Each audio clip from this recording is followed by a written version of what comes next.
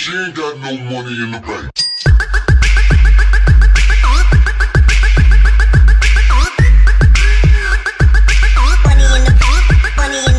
What's going on, guys? Jack95 Gamer here, and I'm back with episode 22 of my West Ham United career mode, guys.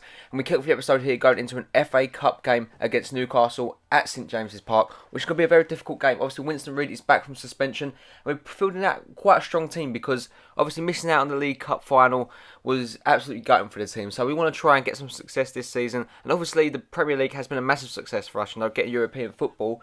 Well, looks like we're getting European football in all honesty, but we want a bit more.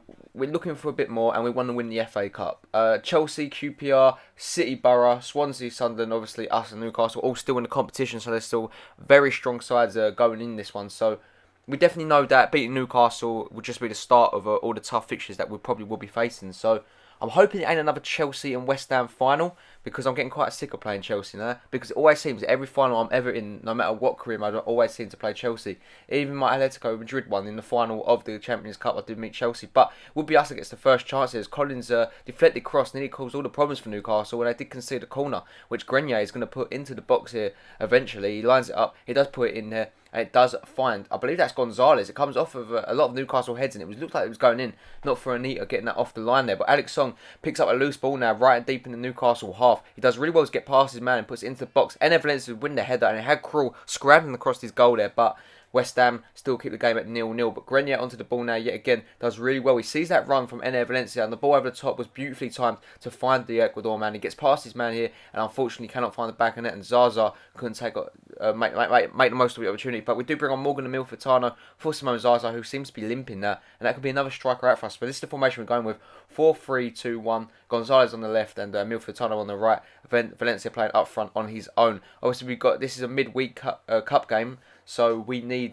got a game coming up in midweek after this one. So it's difficult for us. But right on half time here, Gonzalez pick up the ball, puts a great over the top through ball into the path of Valencia again. He does really well to hold off his man. It's Enner Valencia takes the shot and puts it past Tim Krul there right through his near post, which Newcastle and the goalkeeper himself are going to be very disappointed with. West Ham United have the lead in this one right on half time, and of course it is that man yet again, Enner Valencia. What a finish that is from him, and what a goal it is.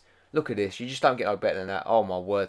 And that is his fourth goal in the FA Cup. He's on task to become the FA Cup's top goal scorer along with the BPL top goal scorer. What a season Enner Valencia is having. As Grimando does pick out Alex Song here really well. He would find Valencia. Valencia takes the shot away again. And that is phenomenal from Enner Valencia. You just don't get no better than that shot, really, do you?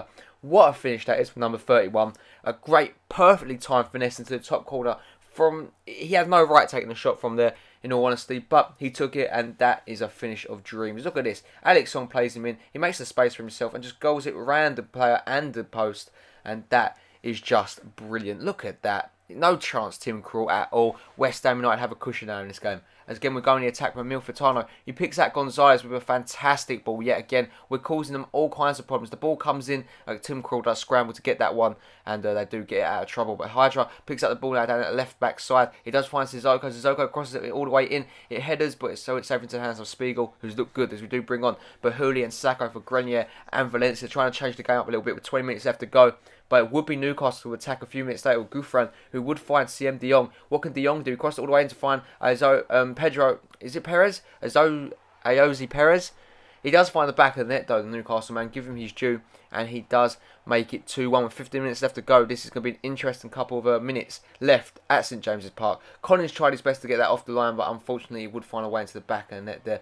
Good finish from him. You know, the header was good, and he had the mentality to follow up and put the loose ball into the back of the net. But try and get straight back into the game and put daylight between us. We do start an attack. Sacco gets picked out very well here. Crosses it in to find Alex Song. And what a volley that was. And what a reaction that was from Tim Krul to stop him.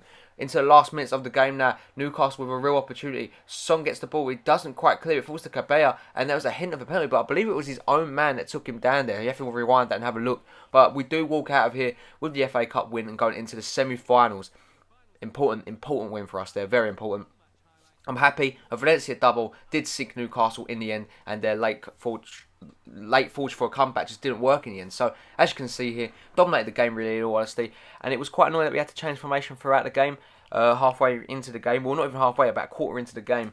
But I think the team adapted very well, and I'm very proud of them. You know, we played so well this season, and every single situation that's been thrown at us, we seem to have tackled it the best we can, and with the best attitude, you know. And it looks like we could be on our way to glory this season, as Middlesbrough did knock out Manchester City there. That is a massive, massive win for Middlesbrough, knocking out Manchester City. Obviously, I've done it in real life, but we get some bad news. Simone Zaza is out for 3 weeks, but the good news is we're going on to an international break now, guys, which means that Simone Zaza will return from injury just in time for this next game against Leicester City, which is coming up here. So that's really good to see.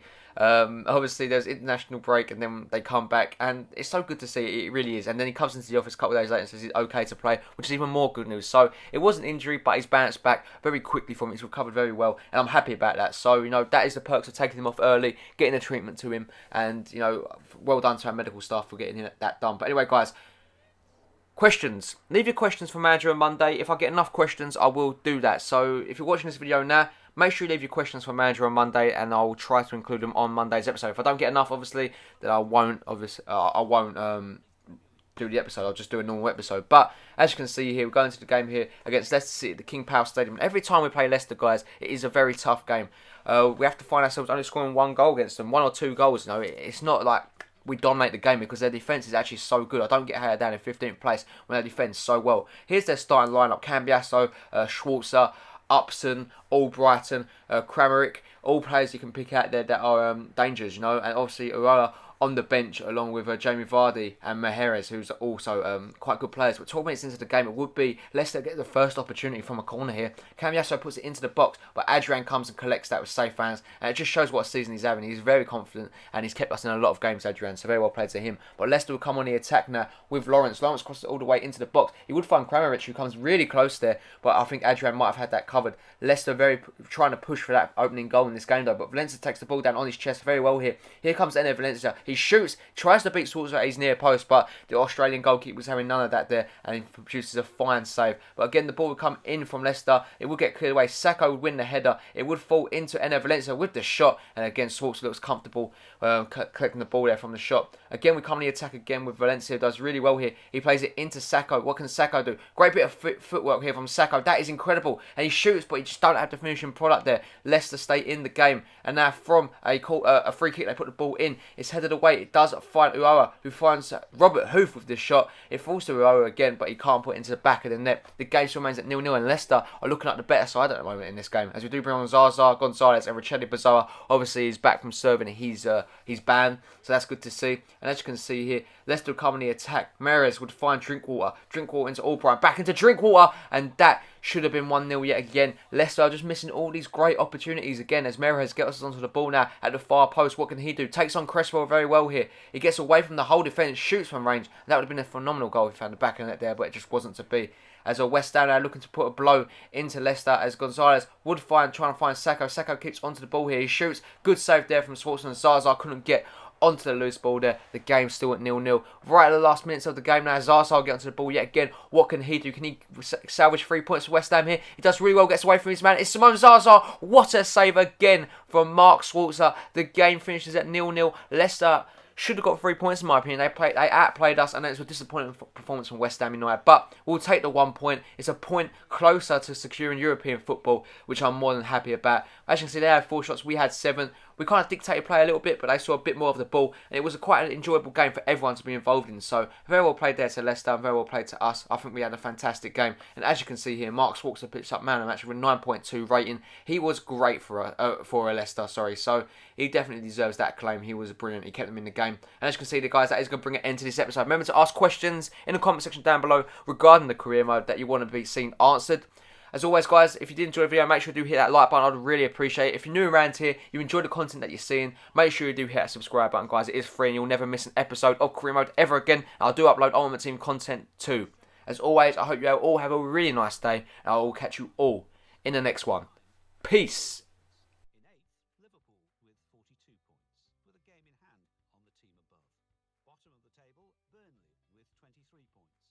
Then reading up the table, second bottom, West Bromwich Albion with 26 points.